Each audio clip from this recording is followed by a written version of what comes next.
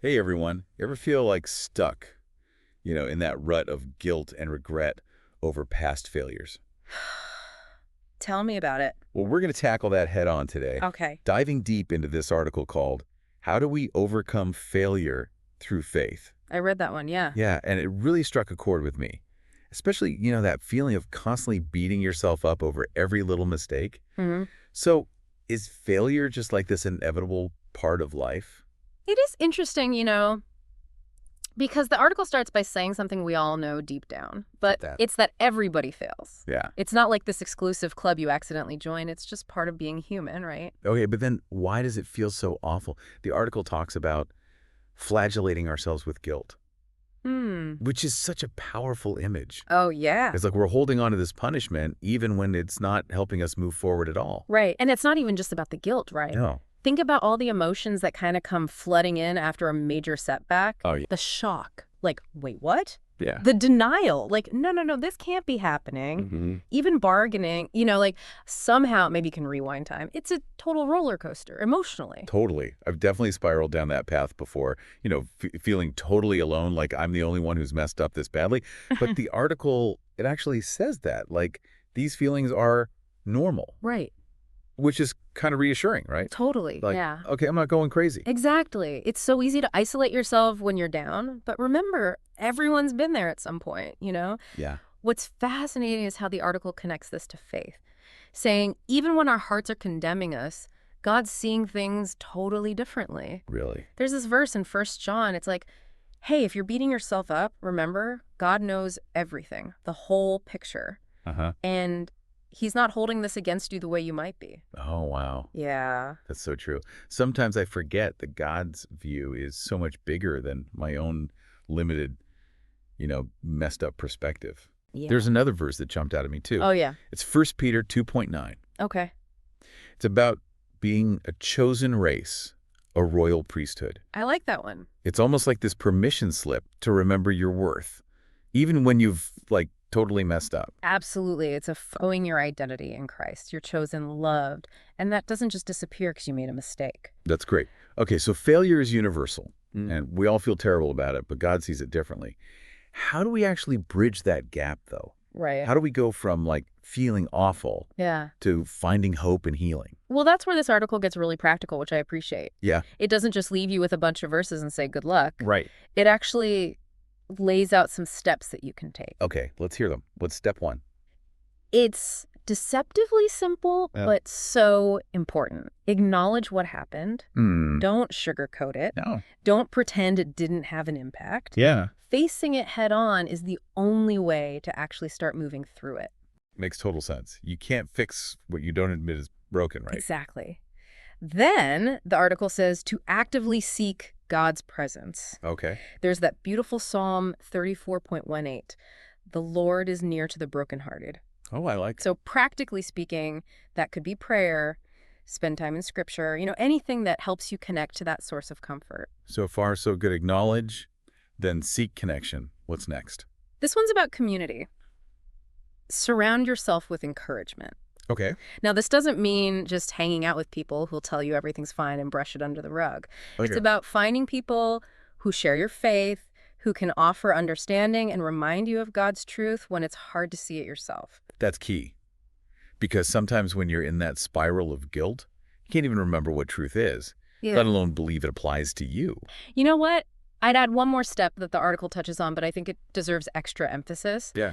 Actively refuse condemnation. Wait, so like fighting back against those thoughts that say you're not good enough? Exactly. You have to remember Romans 8.1. There is therefore now no condemnation for those who are in Christ Jesus. Wow. It's powerful, You have the authority to shut down that negative voice and choose to believe in God's grace. Okay, I'm loving this. Acknowledge, connect with God, find your support crew, and actively fight back against the negativity. That's 4 solid steps. Right. But is it all about just surviving failure? Is there a way to actually use it to grow? That's a great question, and it leads us into some of the most exciting parts of this article. Really? Failure isn't just something to get over, it's something we can learn from. Uh-huh. And that's where true transformation begins. Okay, I'm intrigued. Tell me more. Yeah. How can we actually turn those tough experiences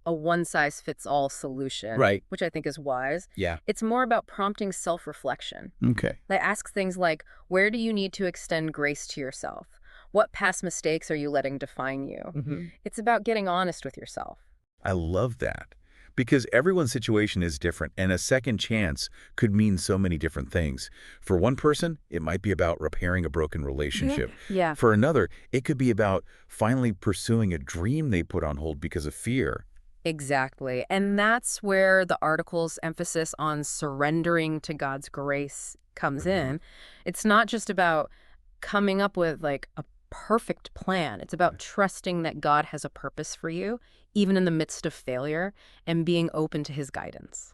So it's about that combination of action and surrender, right? Yes. Taking steps forward while also acknowledging that we don't have all the answers. Absolutely. And one thing that really resonated with me was the article's message about refusing to give up. Oh, yeah. It reminds us that God doesn't give up on us, and he gives us the strength to keep going even when we feel discouraged. That's so encouraging, especially when you're feeling overwhelmed by like the enormity of a second chance. It's like, okay, I don't have to figure everything out at once. Oh, I just need to take one step at a time, trusting that God is with me every step of the way. It's interesting how that idea of perseverance ties into the concept of learning from our mistakes. The article talks about how failures can actually be opportunities for growth, Yeah. for gaining wisdom and insight that can shape our character and guide our future decisions. It's like that saying, what doesn't kill you makes you stronger. Yeah. Of course, we don't want to glorify suffering or pretend that failure is fun, but there's definitely truth to the idea that we can emerge from difficult experiences with a greater sense of resilience and wisdom. Exactly. And there are so many examples in the Bible of people who stumbled and fell, but ultimately learned from their mistakes and went on to do incredible things. Think about David, for example. He messed up big time, but he repented, he sought God's forgiveness, and ultimately became known as a man after God's own heart. Right? His story is such a powerful reminder that even when we make like serious mistakes, there's always hope for redemption and restoration. It's never too late to turn things around and get back on track. And speaking of redemption and restoration, I think it's important to highlight the article's discussion about the power of supportive Oh, relationships. for sure. It emphasizes the importance of having people in our lives who will encourage us, speak truth into our situations, Yeah. and remind us of our worth in God's eyes, especially when we're struggling to see it ourselves. Absolutely. When you're feeling vulnerable and discouraged after a failure, having that supportive network can make all the difference in your ability to heal and move forward. It's like having a safety net that catches you when you fall and helps you get back on your feet. Yes. And, the article also acknowledges that sometimes we need more than just the support of, like, friends and family. It encourages seeking professional help when needed, Oh, yeah. recognizing that therapists and counselors can provide valuable guidance and tools for processing our emotions, developing coping mechanisms, and working through the complexities of our experiences. That's such a valuable point. There's no shame in seeking professional help, and in fact, it can be a sign of strength and self-awareness. It shows that you're taking your mental and emotional well-being seriously, and that you're committed to doing what it takes to heal and grow. Absolutely. And it's interesting how this idea of seeking help connects with the article's overall message of hope and resilience. Yeah. It's a reminder that we're not meant to navigate our struggles alone and that there are resources and support systems available to help us through difficult times. So to recap, we've talked about rewriting the narrative, embracing perseverance, seeking healing, learning from our mistakes, and surrounding ourselves with supportive relationships. Right. These are all incredibly powerful tools for overcoming failure and living a life filled with purpose and meaning. And it's fascinating to reflect on how these concepts intersect with the idea of second chances. It's not just about bouncing back from a setback, it's about embracing a mindset of growth, transformation, and continual learning. Right, it's about recognizing that our journeys are filled with ups and downs, Yeah. but that with God's grace and guidance, we can navigate those challenges and emerge stronger on the other side. Absolutely. And it's fascinating to consider how this concept of second chances can apply not just to our personal lives, but also to our relationships with Oh, others. I love that. You're right. There's so much potential for growth and healing when we choose to extend grace and forgiveness to those who have hurt us. Exactly. It's a reminder that everyone makes mistakes and that offering a second chance can be an incredibly powerful act of love and compassion. Wow. It's about recognizing that people can change, that relationships can be restored, and that forgiveness can set us all free. Wow, that's such a beautiful perspective. It's like we're not just receiving second chances from God, Right. but we're also called to be conduits of second chances for others. What a powerful way to live. It really is. And, it's interesting to think about how this idea of offering second chances connects with the article's message of hope and reconciliation. When we choose to forgive and extend grace, we create space for healing, both for ourselves and for those around us. We contribute to a more compassionate and understanding world. Okay, I think we're hitting on some really profound truths here. But before we get too carried away, Yeah, I do want to make sure we leave time for our listeners to reflect on everything we've discussed. that's a great point. I think it's time for a pause. Take a moment to let everything sink in. We'll be back soon to continue our deep dive into overcoming failure through faith. Okay, so we're back. And I've been thinking a lot about what you said about offering second chances to others. Yeah. It's easy to get caught up in our own failures, but what about extending that same grace and forgiveness to, like, the people who've messed up in our lives? Hmm. That's a really powerful question, and it ties in beautifully with what the article says about letting go of self-condemnation. It's almost like you can't truly offer grace to others until you've fully embraced it for yourself. Oh, that's so true. Yeah. Like, you can't pour from an empty cup, No, right? right. You have to first experience that freedom from self-judgment before you can truly share it with other people. Exactly. And when you do finally release that self-condemnation, Yeah. it's incredibly freeing. You can walk with your head held high, knowing that your worth isn't tied to your mistakes. It allows you to move forward with confidence and purpose. Yeah. I love that. It's like you're, breaking free from those chains of guilt and shame Right. and stepping into this new reality where you can truly embrace who you are, flaws and all. Yeah, it's a beautiful transformation. And it allows you to see the potential in others too, not just their failures. Right. You start to view challenges with a sense of optimism, believing that growth and redemption are always possible. So we've talked about embracing second chances for ourselves and for others, letting go of that harsh self-judgment and focusing on the possibilities instead of dwelling on the past. But how do we actually, put all this into practice? It all sounds great in theory, but what are some, tangible steps we can take? Well, the article encourages us to start by taking an honest look at ourselves. What are we holding on to that's no longer serving us? Yeah. Are we letting past mistakes define our present? It's about identifying those areas where we need to extend grace, both to ourselves and to others. It's almost like taking inventory of our emotional baggage, right? Yeah. Figuring out what needs to be unpacked and released so we can travel light. That's a great analogy. And once we've identified those areas, it's about making a conscious choice to let them go. That could mean forgiving ourselves for past mistakes, releasing resentment towards someone who's hurt us, or simply choosing to stop dwelling on those negative thoughts. It's an active process of making space for something new. So it's not just about, passively hoping things will get better.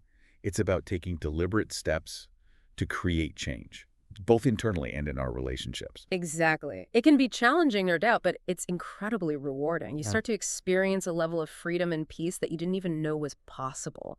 It's like a weight has been lifted and you can finally breathe deeply and embrace life with a renewed sense of purpose.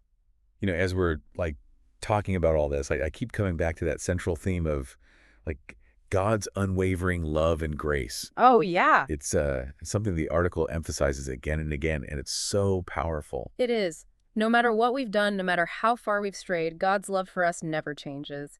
He's always there with open arms, ready to welcome us back and help us start fresh. It's like knowing that no matter what storms we face in life, we have this unshakable anchor in God's love. It's a source of comfort, strength, and hope that we can always tap into. Absolutely, and that sense of security. It empowers us to face our fears, overcome obstacles, and live a life that truly reflects God's purpose for us. It's about knowing that we're not alone, that we're loved unconditionally, and that we have the power to create a better future, both for ourselves and for the world around us. That's a beautiful message to end on. It's been an incredible journey exploring this topic with you, and I truly hope our listeners feel inspired to embrace those second chances and walk forward with confidence and hope. Yes, and I'd like to leave everyone with this final thought. Remember, you are loved, you are forgiven, and you are capable of achieving great things. Never underestimate the power of God's grace to transform your life and guide you towards a future filled with purpose, joy, and endless possibilities. Until next time, keep seeking, keep growing, and keep trusting in the one who makes all things new.